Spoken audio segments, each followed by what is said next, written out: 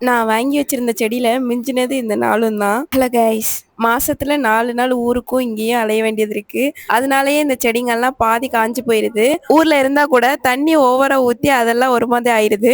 யாராவது indoor plants வளர்க்குறவங்க இருந்தீங்கன்னா சொல்லுங்க. எப்படி இந்த செடிங்கள் எல்லாம் மெயின்டெயின் பண்றதுன்னு. மொத்தத்துல இந்த மாசம் ஊருக்கு போயிட்டு வந்ததுல இந்த அவ்வளோ செடிங்களுமே பட்டு போயிருச்சு. எல்லாத்துக்கும் இலைய மட்டும் கட் பண்ணி விட்டுட்டு இந்த ஸ்டெம்பை மட்டும் வச்சிருக்கேன். அதுவும் வளருமான்னு டவுட்டு தான். எல்லா செடிங்களையும் அப்படி வெயில எடுத்து வச்சுட்டு இன்னைக்கு காலையில பிரேக்ஃபாஸ்ட்டுக்கு தோசை, அது கூடவே தக்காளி சட்னி இதெல்லாம் ரெடி பண்ணிட்டு இருக்கும்போது தான் ஒரு விஷயம் பர்சனலா ஹிட் ஆச்சுது. எவ்வளோ பேருக்கு இதை என் கூட ரிலேட் பண்ணிக்க முடியும்னு தெரியல. வேற ஒன்றும் இல்லை, இந்த கீ டப்பா தான். என்னோட அப்பா ரிட்டையர்ட் ஆகி ஒரு 3-4 மந்த்ஸ் ஆக போகுது.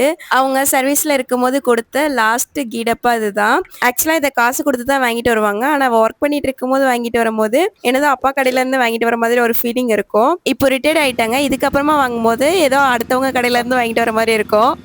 உங்களுக்கும் இதே மாதிரி தோணி இருக்கான்னு கமெண்ட் பண்ணுங்க. தேங்க்ஸ் ஃபார் வாட்சிங்.